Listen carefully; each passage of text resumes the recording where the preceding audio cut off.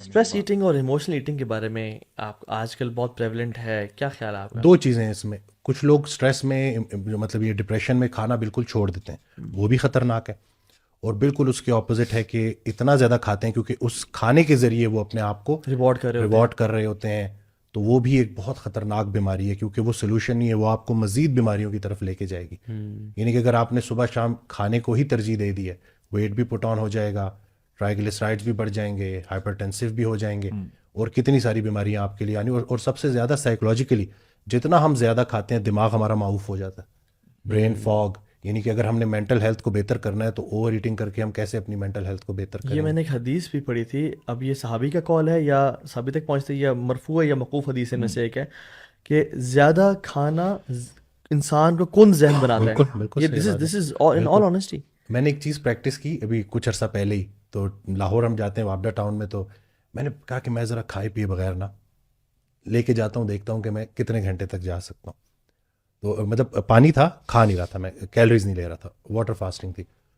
تو میں ٹریول بھی کیا، لاہور پہنچا، پیشنٹس دیکھے، تقریباً کوئی 27 گھنٹے گزر گئے، ٹھیک ہو گیا. اچھا. اور اب میں بیٹھا ہوا ہوں اور مجھے ایسے عجیب و غریب قسم کے نا پازیٹیو آئیڈیاز آ رہے ہیں ویڈیوز سے ریلیٹڈ. عطا الرحمان ٹرینر ہیں، وہ سامنے بیٹھے ہیں. مجھے کہتے ہیں آپ ہنس کیوں رہے ہیں؟ میں نے کہا کہ عطا اگر میں تمہیں بتا دوں نا کہ میں کتنا زبردست محسوس کر رہا ہوں تم پریشان ہو جاؤ گے. لوگ سمجھتے ہیں کہ جیسے کھائے پیے بغیر گزارا ہوتا نہیں، ایک دفعہ پریکٹس کر کے تو دیکھو. انٹرمیٹنٹ فاسٹنگ کے ذریعے جب آپ کے انسولین لیولز نیچے آتے ہیں، کاؤنٹر ہارمونز اوپر جاتے ہیں، ایپینیفرین، نور ایپینیفرین، اسی طرح سے کورٹیسول جب ریلیز ہوتا ہے تو نیوٹرینٹ پارٹنیشنگ ہوتی ہے، مطلب پراپر طریقے سے انرجی، اسٹورڈ انرجی یوٹیلائز ہو رہی ہوتی ہے. پہلے 3-4 گھنٹے ٹف ہوتے ہوں گے، 10 گھنٹے، لیکن اس کے بعد جب آپ کی باڈی بالکل اس میں چلی جاتی ہے نا، اس اسٹیٹ میں کہ جہاں پہ وہ فیٹس کو یوٹیلائز کر رہی ہوتی ہے انرجی کے لیے، ketones blood brain barrier cross کر رہے ہوتے ہیں، اسی سے انرجی مل رہی ہوتی ہے. تو ایک بڑا عجیب و غریب قسم کا ایک فیلنگ آ رہی ہوتی ہے، اور میں نے تو یہ فیل کیا. تو اسی طرح سے ایک اور صاحب تھے، وہ آئے بزرگ تھے، ان کو ہم نے بہت محدود غذا پہ ڈالا، فاسٹنگ، انٹرمیٹنٹ فاسٹنگ پہ ڈالا. تو کہتے ہیں کہ میرے محلے دار آگے مجھے کہتے ہیں کہ یہ ڈاکٹر تو تمہیں خراب کر دے گا، تم تو اتنی کم خوراک پہ سروائیو کیسے کرو گے. تو کہتے ہیں میں نے ان کو جواب دیا کہ صحابہ نے پیٹ پہ پتھر باندھ کے جنگیں لڑی ہیں، میں روزمرہ کا کام نہیں کر سکتا کیا؟ تو کہتے ہیں کہ وہ یقین جانے کہ ان کو میں سمجھا نہیں پا رہا تھا کہ اس کم خوراک جو کہ صحیح ہے، اس سے میں کتنا بہتر محسوس یہ موڈ کتنے دیر بعد ایکٹیویٹ ہوتا ہے؟ آپ کہہ رہے ہیں نا یہ اٹس اے ٹرانسفارمیشن. اس میں دیکھیں نا، ڈرائی فاسٹنگ کا بتاتے ہیں کہ وہ زیادہ جلدی ہوتا ہے. واٹر فاسٹنگ میں 72 آورس سے زیادہ اس میں لگتے ہیں پراپر اس کی ایکٹیویٹی میں. وہ جو انرجی امپروو ہوتی ہے وہ تو 17-18 گھنٹے کے بعد اگر آپ انٹرمیٹنٹ فاسٹنگ کر رہے ہو تو آپ کو اس کے بینیفٹس ملنا شروع ہو جاتے ہیں. آٹوفیجی جو ہے نا، جو انٹرمیٹنٹ فاسٹنگ آٹوفیجی کے لیے ہوتی ہے، ہماری باڈی کے اندر ایک خود کار نظام ہے جس کے ذریعے باڈی اپنے آپ کو ہیل کرتی ہے. اس کی فل ایکٹیویشن کے لیے 3 days کا فاسٹ ہوتا ہے، 3 دن کا فاقہ، جو کہ ہمارے دین سے آپ کو مل جائے گا.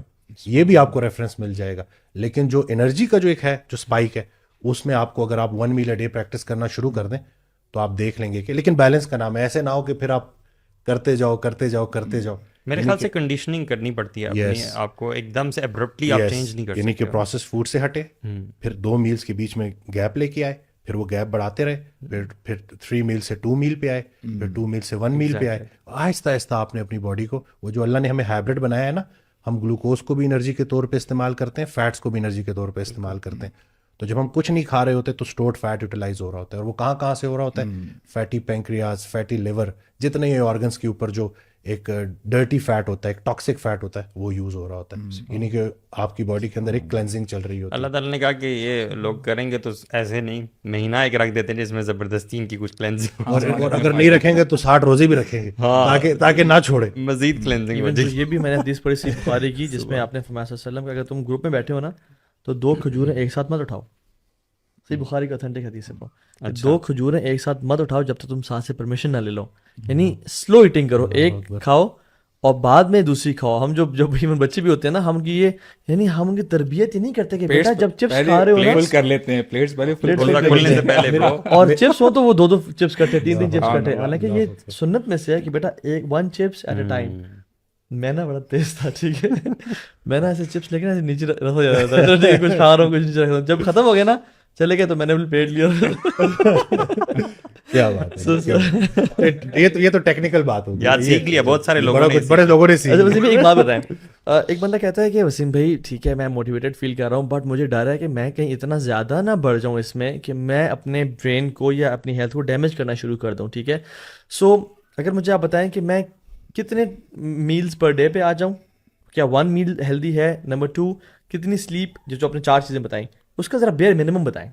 دیکھیے 6 آورس کی سلیپ ہونی چاہیے, اور وہ بھی رات کی, کہ رات کو 10 بجے 9 بجے سو جائیں, عشاء کے بعد, اور 2 بجے تک آپ بیچ میں اگر جاگ بھی جاتے ہیں, ٹھیک ہے, تہجد کے لیے اٹھتے ہیں, وہ سب کے اوپر فرض نہیں ہے, لیکن اگر آپ بہتر سمجھتے ہیں تو مطلب اس میں بہت سارے فائدے ہیں. اس میں میں ایک بات ایڈ کروں گا, ہمارے شیخ ہمیں کہتے ہیں اور وہ بڑے ایکسپرٹ ہیں, کہتے ہیں سکسیزفل پیپل جو ہائیلی سکسیزفل اینڈ پروڈکٹیو ہوتے ہیں they work from 2 AM to 2 PM بس. کیا بات, ان کا جو ورک اسکیجول ہوتا ہے نا, یعنی جو ایکٹیویٹی اسکیجول ہے ان کا, اللہ it's from 2 AM till 2 PM, 2 بجے اٹھے. اچھا وہ سوتے کب ہیں پھر, یعنی کیونکہ اسلام میں نا راتیں پہلے آتی دن سے, جو بندہ اپنی راتیں منظم کر لیتا ہے وہ اپنے دن منظم کر لیتا ہے. سبحان اللہ. اور وہ رات جلدی سو گئے, عشاء کے فوراً بعد سو گئے, اور 2 بجے اٹھ گئے. 2 بجے اٹھنے کے بعد تہجد, اپنا سارا قرآن جو بھی کرنا, میڈیٹیشن, موٹیویشنل ٹیکسٹ قرآن سے پڑھا, فجر پڑھ کے کام شروع.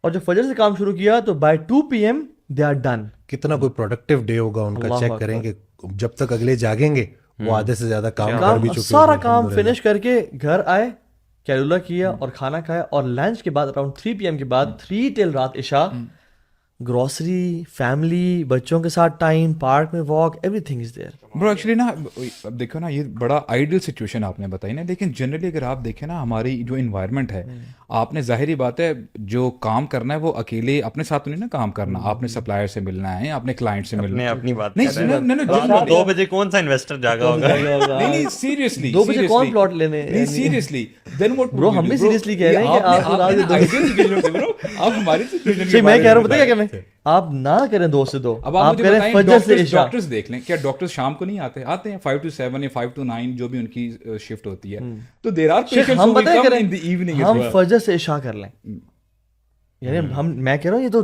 سپر اے گیمرز ہیں نا. میں بچوں کو پک کرتا ہوں نا صبح, اور پھر میرا رات کو 9 بجے کے بعد 9:30 بجے کے بعد میرا جاگتا رہنا امپاسبل, وہ ہو ہی نہیں سکتا. آپ کو مطلب ریسٹ لینا ہے, یعنی فجر سے عشاء اپنا اسکیجول رکھیں, عشاء کے بعد سو جائیں انشاءاللہ. بیسٹ اس میں نا آپ نے یہ سلیپ کی بات کی کہ پہلے سلیپ اپنا کم از کم اتنا کریں, اور دن کے ٹائم بھی سونے کو پریکٹس کریں کہ بے شک 1 گھنٹے کا ایک نیپ وہ آپ لیں, اس سے انشاءاللہ کافی بہتری ہوگی. وہ جب بی پوڈ کاسٹ شروع سے پہلے ریسرچ شیئر کرتے تھے جو گریک تھی وہ, ہاں بالکل, کہ اس میں گریس میں یہ دیکھا گیا کہ کچھ عرصے کے لیے, یہ ڈاکٹر میتھیو واکر ہیں, انہوں نے 20 سال سلیپ کے اوپر ریسرچ کی ہے, آپ سرچ کر سکتے ہیں ان کو. تو انہوں نے بتایا کہ کس طرح سے کچھ عرصے کے لیے نا ایک اسٹڈی کی گئی کہ یہ جو کیلولا تھا دوپہر کے ٹائم سونا, اس کو ختم کیا گیا, اور پھر دیکھا گیا کہ اس کے ہیلتھ کے اوپر کیا امپیکٹ ہے. تو دیکھا گیا کہ ان میں دل کی بیماریاں بڑھ گئیں.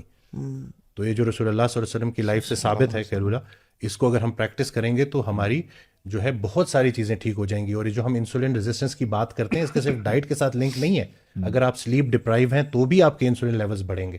ایک اور اسٹڈی انہوں نے شیئر کی کہ کچھ لوگوں کو سلیپ ڈپرائیو رکھا گیا فار 6 months. اس کے بعد جب ان کا HbA1c ریپیٹ کرایا گیا تو جتنے بھی نارمل تھے وہ سب پری ڈائبیٹک ہو چکے تھے یا ڈائبیٹک ہو چکے تھے. یعنی کہ جو بے ضرر سی آپ جو بالکل آنکھ بند کر کے سوئے ہوئے ہو, اس کے اندر بہت ساری چیزیں ہو رہی ہیں. ایک اور چیز ہے گلمفیٹک سسٹم کا, یہ بھی پتہ چلا ہے, جب میں میڈیکل اسکول میں تھا ہمیں ان چیزوں کا نہیں تھا پتہ, یہ ابھی دریافت ہوئی ہیں یہ چیزیں کہ گلمفیٹک سسٹم جب آپ گہری نیند سوئے ہوتے ہو اس دوران یہ ایکٹیویٹ ہوتا ہے اور یہ آپ کے برین کو صاف کر رہا ہوتا ہے.